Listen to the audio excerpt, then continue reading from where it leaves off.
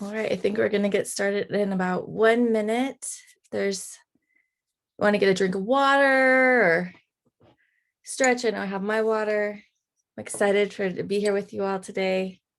And Mindy, is there anything else that we need to do kind of in the background before we get started? No, we're good on my end. Whenever you're ready, you can take over the slide. Awesome. Well, welcome everyone. I'm so excited to be here with you today. I'm going to start sharing my screen and, oh, we need to have you stop sharing, Mindy, so I can do that. Thanks. And I'm sure you all know this, but we are recording the sessions. So that way for people that can't get into it, you can go and see them all later, which is really, really nice. And I'm excited to be here. So I'll get this all set up. So I changed the title of this session a little bit because I found this really cute template on Slides Mania, which if you're not familiar. Is it possible to get copies of the slide as well? Yes, they're already in Sketch. They're already loaded into the Sketch, so they should be right there. You can just open it up. All right. Yeah, and they're there for everyone. And I also have all of the resources that I'm going to be providing. They're going to be linked in at the very end of that presentation in a Wakelet. So that way you can get all of the resources, including the slides, in 2 different spots. So kind of fun, a little different way. But this is Llama Lessons in Screencasting. This is my top 5 ways to use screencasts in any environment. So feel free, we're going to use the chat a lot. I'm going to try to make this interactive so it's not a set and get, on a beautiful July Bastille Day, I believe. So that way you can follow along with me if you want to have those open or just enjoy the session today. So to introduce myself, hello, I am Laurel Aguilar Kirchhoff. I am the Digital Learning Project Specialist for San Bernardino County Superintendent of Schools. Before that, I was a middle school teacher for 20 years, and I am a Google certified trainer, and you can follow me on Twitter, both at my personal, Lucy Kirch, or at SVC_edtech. We post a lot. I post a lot for education purposes. Twitter's my edu Twitter.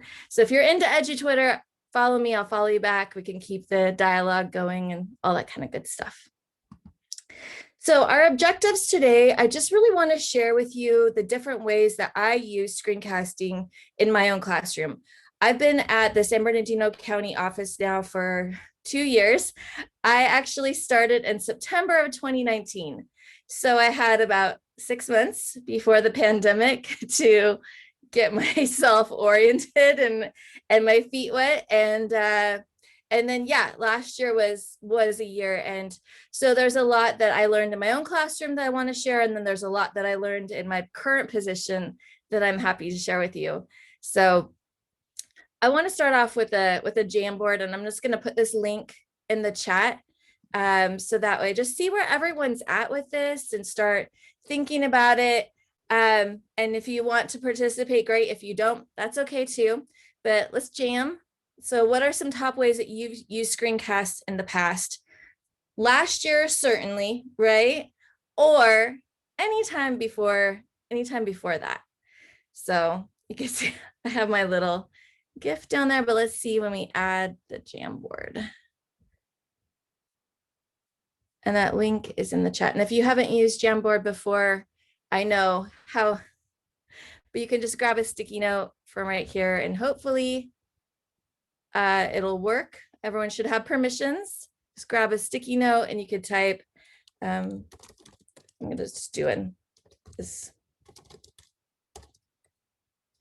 And then you can post it on here.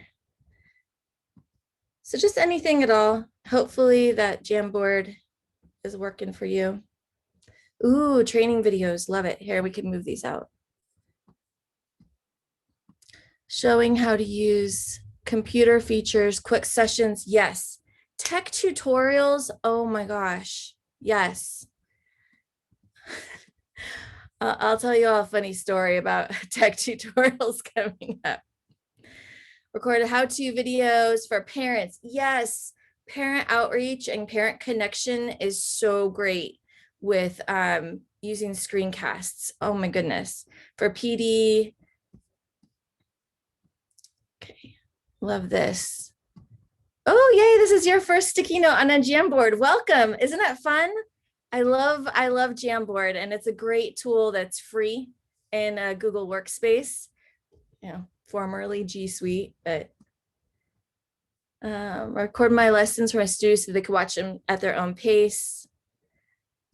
Virtual whiteboards. Yes. Oh my gosh. So you have so many ideas here. We're going to really dig in a little bit more, and you're going to see, if you've ever been to a training with me, my top 5 is really going to be my top 25, but we're not going to be able to cover all of it. So that's why I really wanted you to have the slides and all of the resources. So then we did our jam. This is where I was thinking when I was starting to create this presentation: for instruction, for feedback, family outreach and information, site PD and trainings, and then being mindful of accessibility. Now, that's not a way to utilize it, but it's something that we want to consider. So I'm going to dig deeper into each of these 5. And you mentioned almost all of these in our Jamboard, which is awesome. So to kick it off, let's talk about instruction. And when we talk about instruction, there's so many different ways that we can do this. I love the comment on the Jamboard about using the virtual whiteboard and modeling for math. How amazing is that? So I have 5 ways on here: direct instruction, blended and learning station rotation models, asynchronous, flipped classroom, and clarifying instructions. So in the chat, I want this to be your session. Just tell me which one of these you would prefer that we dig into together. So just type 1 through 5 in the chat, whichever one, and we'll do majority rules. And if we can get to more than 1, we will. Okay, 1, 3, 2. Okay, now it's kind of all over this. 1, 2, 1, 3. Give me a second. Well, it seems like 1, 2, and 3 are the most popular right now. Okay. So we'll try to hit a couple of these. Like, looks like 1, 2, 3, and then a lot of 3s right now. Okay. So here are my 5 ideas. So, you know, it's 5 within 5. We'll hit a little bit more on direct instruction, which is what I'm doing right now. But when we're talking about direct instruction and kind of blending it with the asynchronous, so 1 and 3, the most important point. So let me tell you a little bit about how I use this in my own classroom. My very last year in the classroom, which was 2018, 2019, I was teaching a hybrid class. I was half in my classroom and I was half at the district office. So I had a substitute in my class, not a consistent sub. My students were physically there, but I had a sub in my class 2 to 3 days a week, which means, yeah, it was hard. It was hard for my kiddos. It was hard for me as the teacher. I had to do sub plans 2 to 3 days a week and I realized my substitutes were great. They were wonderful, but they weren't me. They weren't who my students needed on the consistent basis. So I had to flip my classroom and blend it and do this. So a lot of my direct instruction I provided in a video. And what I realized as I was doing research to create these videos is they had to be short. There's no way you could replicate me in the classroom, walking around, talking to them. All of the research that I found is that for direct instruction videos, they need to be 6 minutes or less. And this is true for both adult learners and for student learners. So learners of all ages. The max that we can sit there and watch a video and absorb it is 6 minutes before our brain and our eyes need a break. And actually our eyes need a break every 20 seconds, every 20 minutes, basically. So it's a lot. So what I started doing was making very short chunked videos of direct instruction with, and I used Google Classroom, and I would have them broken up. So for the lesson in my Google Classroom, I would have intro, watch this first. And then I would have the content that I really needed them to understand. I taught US history and physical science. So there was a lot of direct instruction there. And then I would give the directions again. So there was a lot that I did there, but I had to chunk it up. And I used Google Classroom a lot, and I'm going to show you a sample Google Classroom for this as well. The other one that came up a lot was asynchronous. So that kind of hit both. My students had to learn how to really watch and follow out. I had to be very explicit in my instructions. And I had to really, for myself too, as an educator, I had to be really clear on the specific learning instruction that I was doing for that video. I couldn't meander and just kind of talk and do story time with Mrs. Kirchhoff like I normally would do in my classroom. I had to have those videos short and to the point. And I loved it because then they could go back and rewatch them at their own pace. So with that said, there's a lot on here you can see. With the flipped classroom, it was very similar to what we just talked about. But what I really loved was I was able to provide in those videos, those clarifications and all of the nuances that I would tell my students. I always told my students I was the best 6th period teacher because I had all day long to figure out what I did, what I forgot to tell them, and then I could help them out. So I want to do a really quick little demo for you. And I know in the description, we talked about, I wrote down Screencastify, but I actually switched that up for one very important reason. I wanted to add Flipgrid shorts, and because it does have built-in closed captioning. And it's really important for accessibility that we have closed captioning and transcripts when we talk about screencasts. So in the chat, Trim's just like 0 is like never used it, to 5, you're a pro. What's your familiarity with Flipgrid shorts? Ooh, oh, I'm so excited. Okay, Gary, you're gonna have to help. Okay, got it. Samantha, you could chime in too. Okay, oh, we got a lot of new people here for it. Yes, so exciting. Okay, Flipgrid is amazing. I'm just gonna get to Flipgrid. So for those of you that are really familiar with it, this is great. This is LinkedIn, so it's going to take you to the Help Center, which is going to give you all of the details and instructions on it for Flipgrid shorts. But I'm going to take you just now to my Flipgrid. So this, like I mentioned before, this is all linked in on those slides. But I'm in my Flipgrid right now. And normally, I think this is where people get a little tripped up, is because they're so used to going into the group and creating the video there. But Flipgrid shorts are actually at the very top right here. Basically, it's just a screencaster. That's all it is. So I love Google products. Like I do. I'm a Google person. I'm a Google gal. I swim around in Google till my fingers get all pruny. I love it. But Flipgrid is a Microsoft product. It works well with both platforms.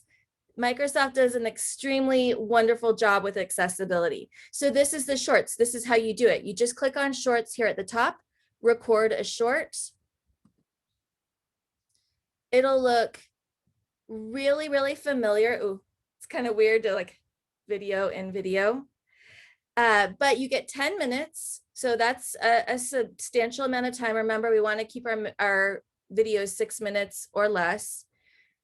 You have options where you can, if you want mic only, so just audio, you can mute yourself, you can record your screen, uploading clips. There's lots and lots of options here. The effects, you can put a board. So I could add a board next to me, and I could have things on the board. I could use the whiteboard feature. And just so you know, there is a big update that is coming in August to Flipgrid. If any of you watched Flipgrid live, you'll see there's going to be even more interactive features as well that you can do here. You can make it fun by adding stickers. It's really exciting to engage your students or whatever you're talking about. You can also add photos. But like I said, this is just a screencasting tool, but you can add text, which I really like. So I could say, watch this and I can pin this wherever. Now, if I'm talking to my students and I'm making a very, very short video for them, where I'm like, I just want them to know, go to this website, do this, like 2 directions. And I taught 8th grade, so my directions had to be very simple and succinct, because any of you that have your own teenage children or preteen children or anything like that, you know, like attention span for that middle school years, that's very short. I have my own teenagers, so there we go. But I can move this. I can put these simple directions just on the side. And then all I do is click on this, gives me a countdown. Hi, da, da, da, da. Here's my video. Make sure you pay attention. Do these directions. Do these directions. Do these directions. You get it. Then I hit next. Hi, da, da, da, da. Here's my video. Make sure you pay attention. Do these directions. And then I can take a selfie for my, you know, so they can pick it, or right, for my kiddos, confirm it. And then now I have a description. The description is really important. The description is really important for accessibility, because it's going to be describing what this video is about for my learners that are maybe using a screen reader. So even if they can't see the screen, they could read the description. So this is really, really important. And I know I'm going a lot into accessibility, but because screencasting is not a new concept, I have just found that these are really important points. So I can type in the description, this video reviews, and it's also good for our visual learners. So this video reviews the directions, and you can even type out the directions as well. Confirm it, and it will upload it. It actually uploads, and you'll see this is a short video, so really, really quickly. Now, the other thing you need to know about this is that the closed captioning will auto-generate. So I want to take you to a different one so you can actually see. It takes a minute for it to auto-generate. So while it's processing that, you can go in and you can edit it. You can see I have this video here. When I click on closed captions, oh, why is it not? Oh my goodness. Of course, the one I want to show you doesn't have it. I know this one does. There we go. Hello, everyone. And here we are in. This was very late yesterday, as you might be able to tell. But the closed captioning is automatically generated there.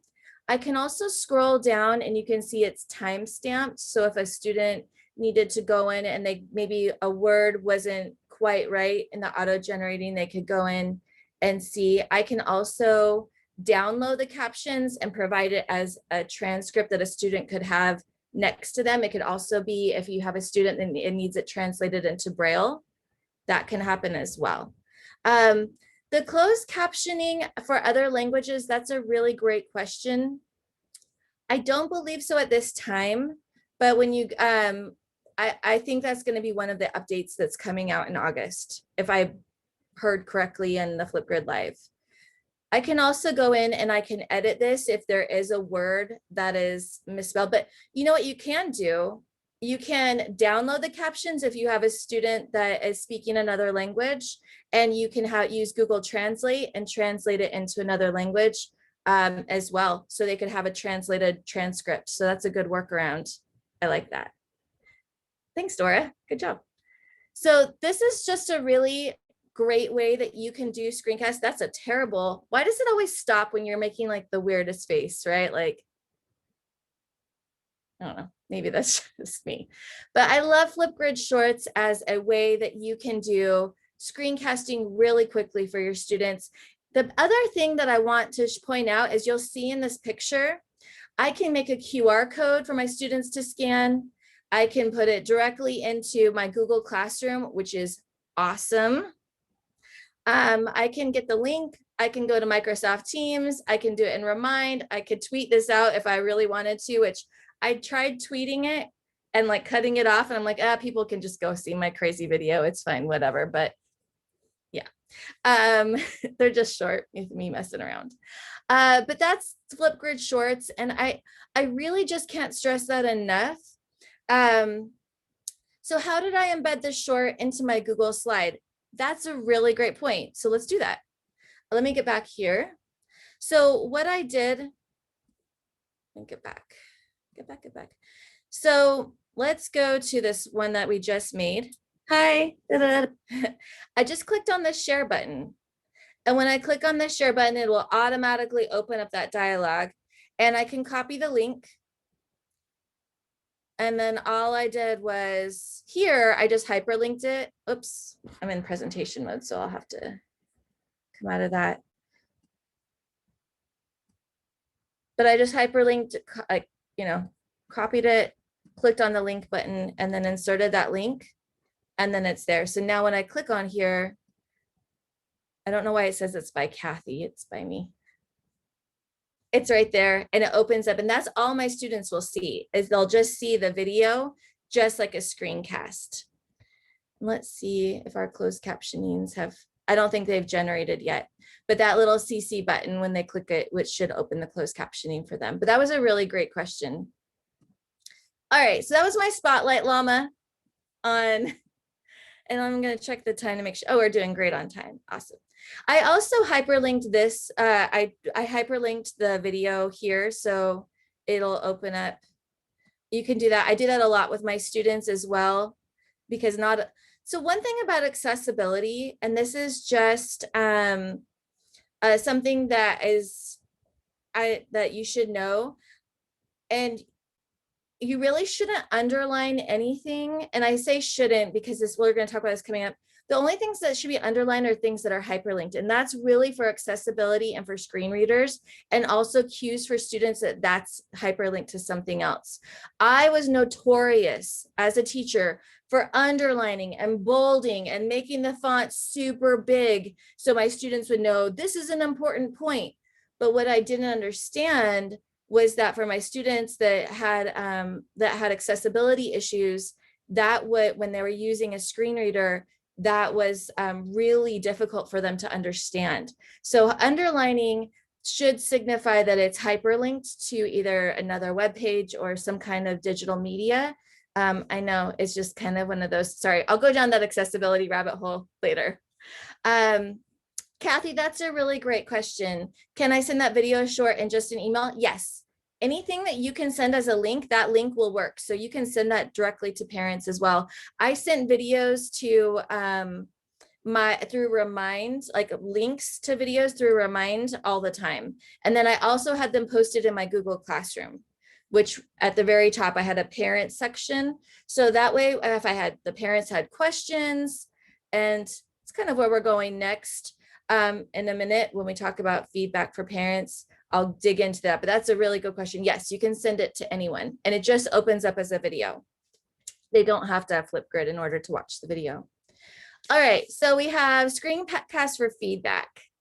So let's do our 1 through 5. What would you like here to talk about? We have personalized feedback, auditory and visual learners, modeling improvements. Yes, everything can work in Pear Deck. Pear Deck is awesome. It works in Pear Deck and Nearpod. So if you have that as well. Modeling improvements. Ooh, that's a good one. Hi, Nicole. It's good to see you here. Crediting achievements, efficiency, and time saving. And we'll probably hit on a few of these. So I like to think of this one. Feedback is really, really important. Feedback for students, both for formative and summative assessments, but also just feedback on all sorts of things. Okay, so we're getting kind of a mix. That's okay. We'll do our 5 within 5, right? So for personalized feedback, the best way that I found to do this, and I'm going to start with that one, is with Screencastify. And not that you can do that in Flipgrid Shorts, but I really liked using Screencastify for this. I'm going to show you one way you can do that with Screencastify Submit. But basically what I would do is I would just pull up the work on my computer, I would turn up, like click the button for Screencastify. So that way the student could see me and their work. So I'm going to model this for you in a moment. I made my comments in so that way I could circle, I could highlight, I could show them exactly what I needed them to improve on or what was really, really wonderful that they did.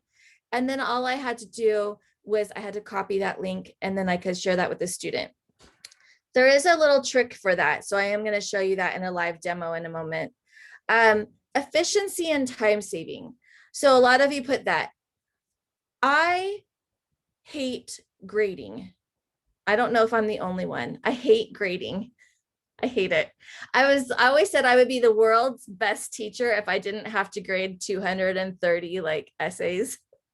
But for me, it was so much faster for me to run through and to me to give auditory feedback. I'd also type notes, but to give that to the student directly in Google Classroom than it was for me to handwrite notes and bring home that stack. Okay, I don't know if any of you do this. So I had 42 kids in every class for 6 periods. So that's just a lot of kids. My smallest class was 38. So I had a lot of kiddos. But for me, I could go through and I could pull up their papers and actually get through them faster. To handwrite and go through their paper, it would probably take me, if I was really efficient, 3 to 4 minutes a paper. But I could walk them through it in 1 to 2 minutes. And I found that it was much faster. And the students were really able to understand my comments and what I really needed to tell them. When I wrote "great job" on the top of their paper, that didn't give them any specific feedback, right? It was just like, oh, great work. Loved the way that you, and then I would start writing. And then I'm like, well, if I do it for one kid, I have to do it for all of them, right? So for me to go through, I could be like, okay, Nicole, sorry, Nicole, I'm going to use you because you're in here and you're my friend. Nicole, I really loved the way that you did XYZ. I think that you made this great point. But what I'd really love to see is if you could flesh out and talk a little bit more about the dynamics of the Continental Congress. I really want you to dig in and talk about the Committee of Five writing the Declaration of Independence and how that was just a normal agenda item. To us, it seems like a really big deal. But at the Continental Congress, the Declaration of Independence was just another day. So, well, it was another day on the agenda when they formed the committee. But see how I was able to cover that ground right there and give Nicole that feedback in what, 15 seconds? And she knows exactly what she did right and what I really want her to dig into. And that, my friends, is efficiency and time saving, because I was able to clarify and give her that feedback quickly, and she could watch the video, see me get really excited, as I am known to do. Oh my gosh, I love this so much. You know what would be great? And then my personality comes through. I also think about when I'm modeling and when I would model things, especially when I was talking about, well, in history, maps, but also in science, when I was modeling things that we were doing in science and using PhET and other websites. The students being able to hear my voice, see me, hear me, and also know my personality. That was golden that last year when I had such a hard time being half out of my classroom. So that was something that I really, really enjoyed. The celebrating and the crediting, I did a lot of shout outs, but for my students that were a little bit more introverted, I could give them that praise, which maybe in class in front of everyone would have embarrassed them. But I could do that personally, and they were able to get that praise from me and understand like that they were getting kudos. So I'm going to show you, Karen, that's a really great question in the chat. And if you don't have the chat open, Karen said, did the students respond after the feedback with revisions? Yes, absolutely. I did a lot of formative learning, and I had my hard due dates, just like we all do. And I know I have a very secondary lens that I'm talking about right now, but I did allow for a lot of revisions and based on the feedback and that whether or not they chose to do that. So I want to show you this. I'm going to do a live demo with Screencastify on how you could do this and how you can give that personalized feedback. And also let's talk really quickly about Screencastify Submit. Like let's do that same scale, 0 to 5. How many of you are familiar with Screencastify Submit or not? So we got a lot of, yeah. And this is different than regular Screencastify, by the way, for those of you. Okay, lots of zeros. Oh, this is great. Well, I mean, it's great that I get to share it with you. So Screencastify, yeah, let me get out of this presentation mode. Sorry, I try to get these like, well, there we go. Screencastify is awesome, right? Oops, here we go. Let me close these out.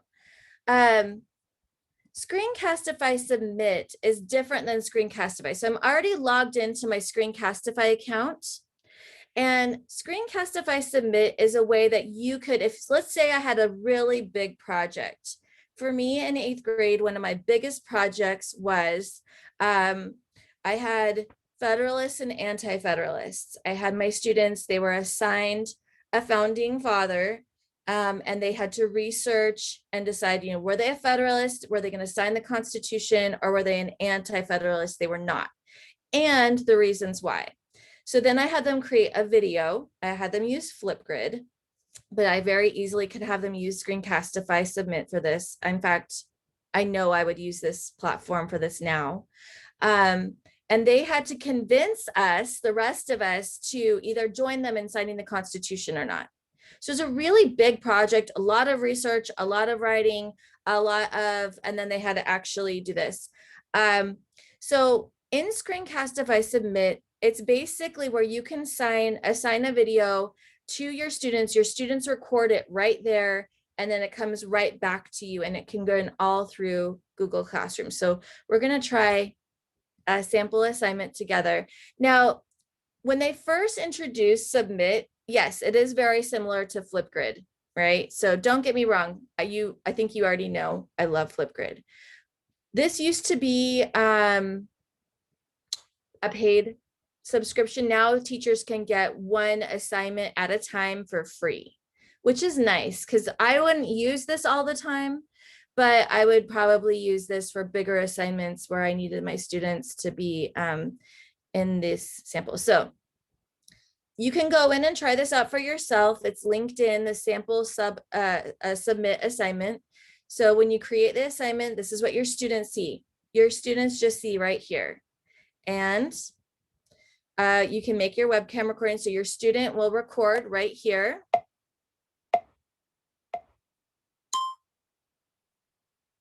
Hi, we're recording, la, la, la, la, la, we're recording. And the students don't have to leave here. It's all embedded into whatever the assignment is that you want to do. So, and then all the student does is click on submit. They can review their video. They can re-record it. They can do all of this. And then they just hit submit. And this is what it'll look like as they submit their video. Nice work, it's done. Then it goes directly to you as the teacher, and you can watch them and give them feedback, and you can do the same thing. It's all through Screencastify. So if your district, for whatever reason, doesn't allow you to use Flipgrid, Screencastify Submit is a really great way to do this. So if you try out the samples, those are all recorded. You can find this very easily. Screencastify is free. I don't pay for it. I never pay for any of, as well, that's not true. I pay for some things, like Padlet, because I love it. But this is another way that you can actually have your students record it and get it right back to you. And then you can do all of this through Screencastify. Oh, let me get back here. The other thing about Screencastify Submit that I love is it goes directly into your Google Drive. Everything can be done through your Google Classroom, but if you're logged into your Screencastify and you already know that, you're good to go. So this is going to be a really, really great spot. You can learn more about it. There's a video that I linked in. I don't want to play it for you because I don't want to take up too much more of our time. We still have 2 more topics, but you can watch the video and you can find that here on the slides. Now, if you want to, I'm not advocating this, but if you want to, you can pay, or maybe your district or your school will pay for it. I know I'm laughing even as I say that. Maybe. You can pay $99 a year and have unlimited active assignments. So there you go. And it talks about it here. The other thing that's great about using Flipgrid or using Screencastify Submit is you don't have to worry about student data privacy. As long as your district has allowed you to use those tools, you are completely protected. Your students are protected. It is both FERPA, COPA, and SIPA compliant, which if you're not familiar with that alphabet soup, right? Because we have an acronym for everything in education. Those are the federal and state privacy laws that we have to adhere to as educators for our students. So you can feel very comfortable that this is done for you. And then you can see on the screenshot, which it talks about, auto saving and things like that. Let me see if I can show you the one that I made.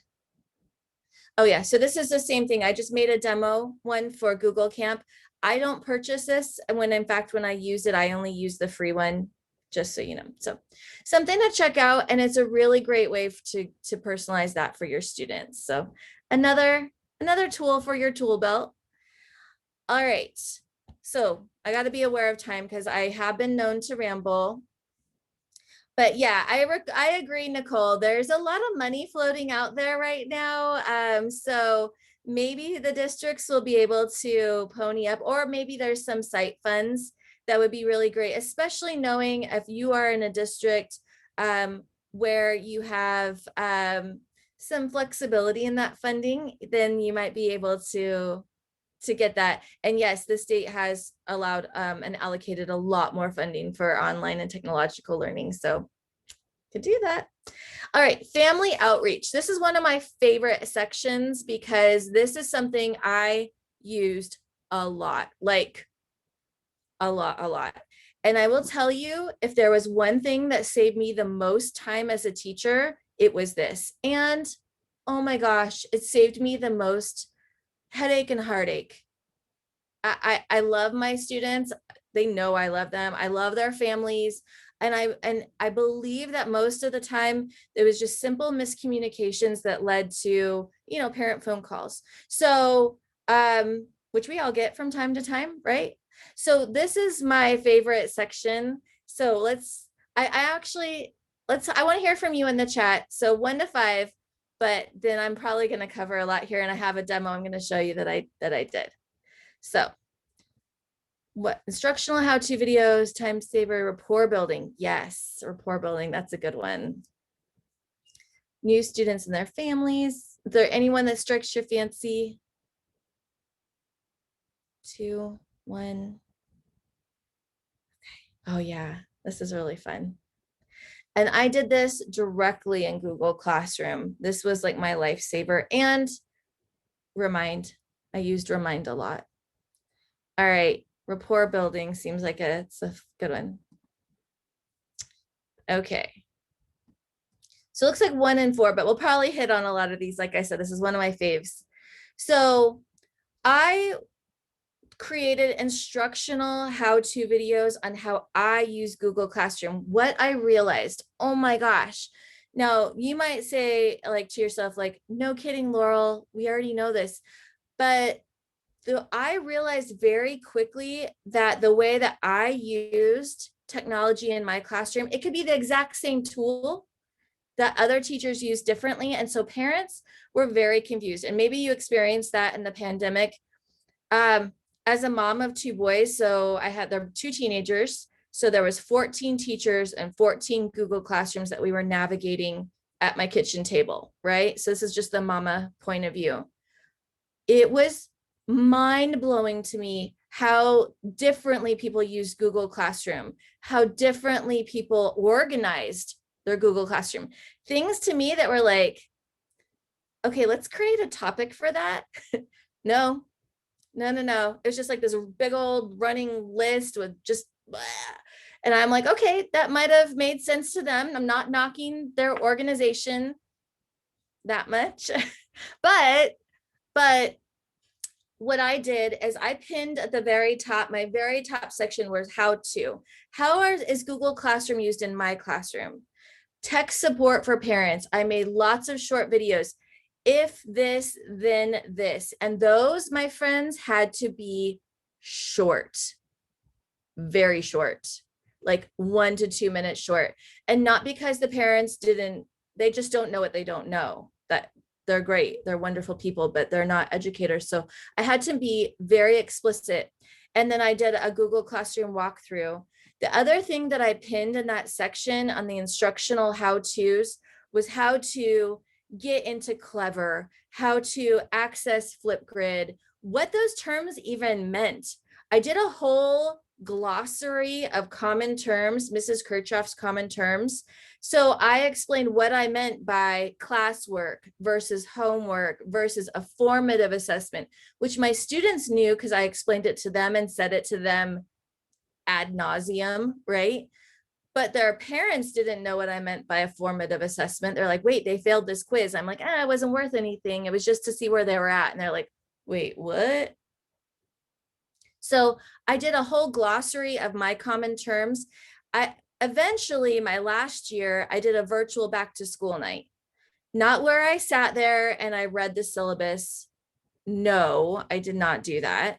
But I had a back to school night where I had showcased what we were doing in the class, where we were at, and the upcoming events. I did that a lot. Very short announcements with upcoming big due dates and my policies. I was the teacher that accepted late work. That was who I was. Yes, it created more work for me, whatever. I don't knock anybody else's organization or whatever, however you want to do it. But for me, I accepted late work, and for parents, that was really good for them to know. And then for each of their students in their Google Classroom, I did a little showcase because we didn't do conferences for middle school.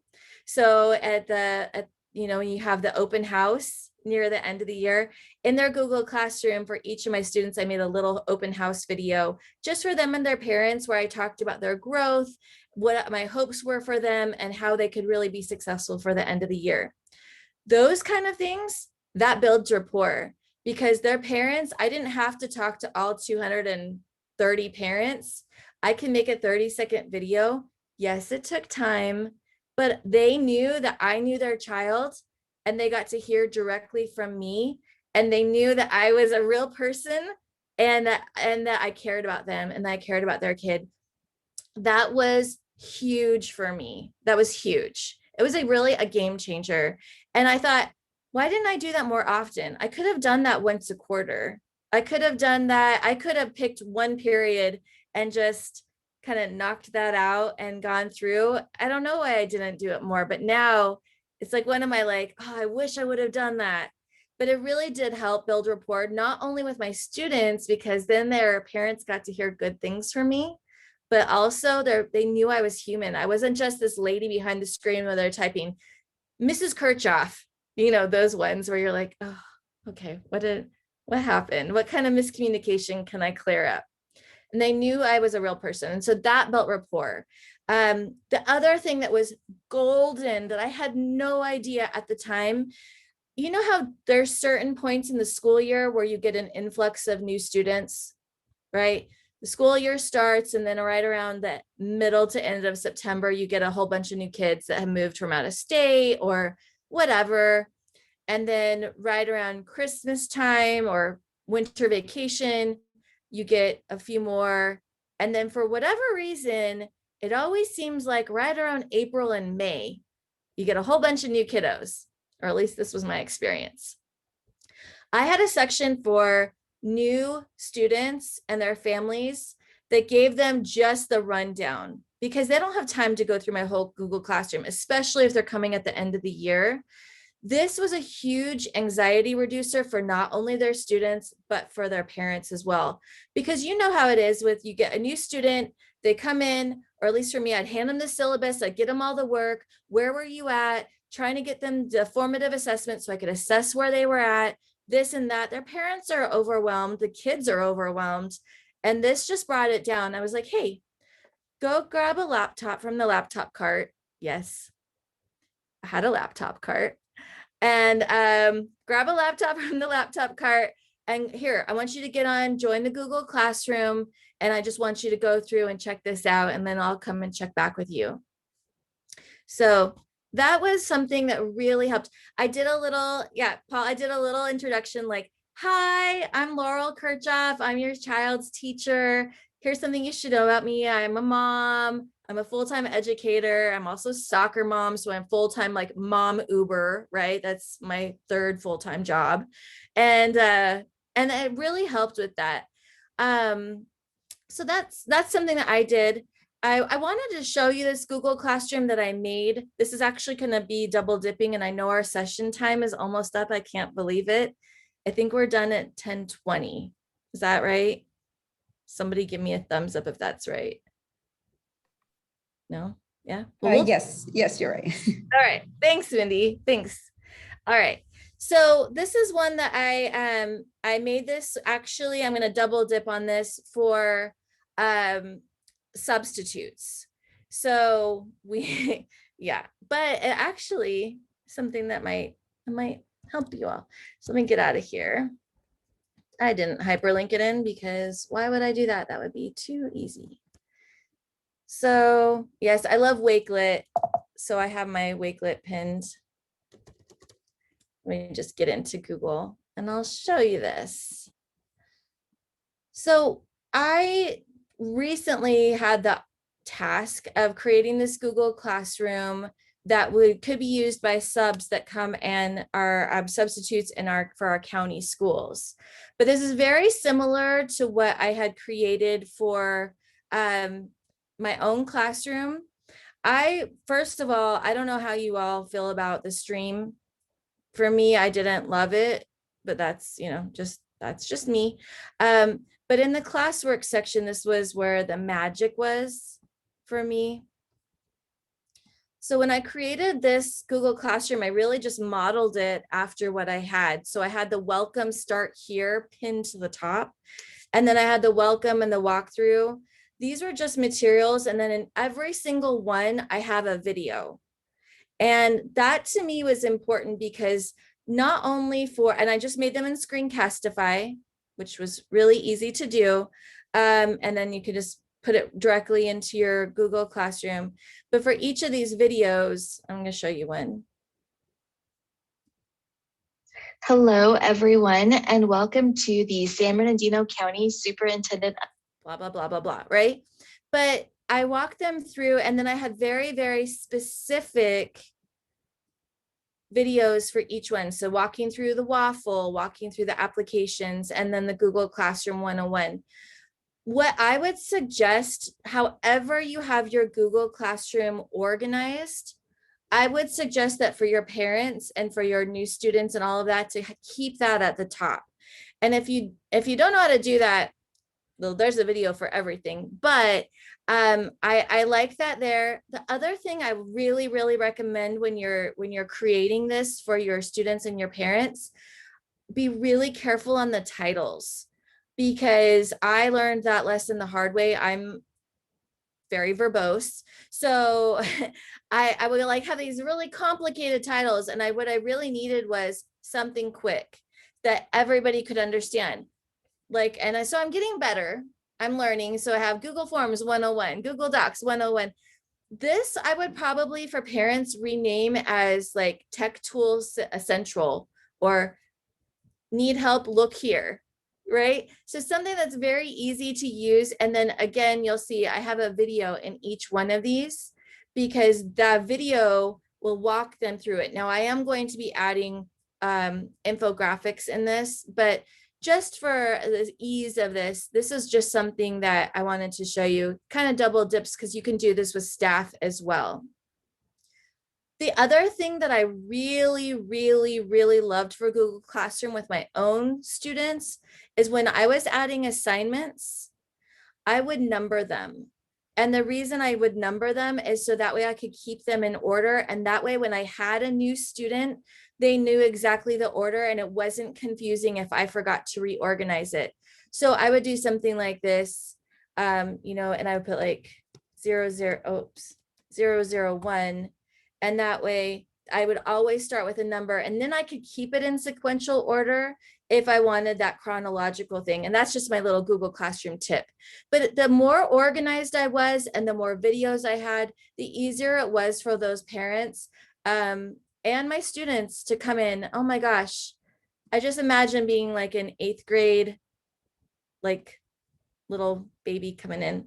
All right, we're out of time because I talk too much and there's too much to cover. And I know you have other sessions to go to. The same thing could be said for this, for the PD. I do have an extra Jamboard, but I will tell you this before we go. Please be mindful of accessibility. You can see I have a lot of things linked in here to help you with accessibility in screencasts. I apologize. I know I tried to kind of build this in as we went along. So please check it out at your own leisure. And you have all of these. Let me give you the Wakelet. And this is all linked in and Sketch. So the Wakelet of the resources, if you're not familiar with Wakelet, you're gonna love it. But it has all the resources, it has the slides, it has everything. And thank you so much for letting me spend this time with you. And I appreciate you all so much. And if you ever need anything, please do not hesitate to reach out. My email's here. Like I said, Twitter is probably the fastest way to get a hold of me. And if you use the Lucy Kirch, that's my direct one. And I would love to continue the conversations with you. Happy screencasting. I hope that this helps you going forward. Please, I always say, share this with others, share widely and credit enthusiastically. And you are free to share this with as many people as it can help. So thank you so much. And I'll see you in the other sessions. Do you know where the recording will be though? Like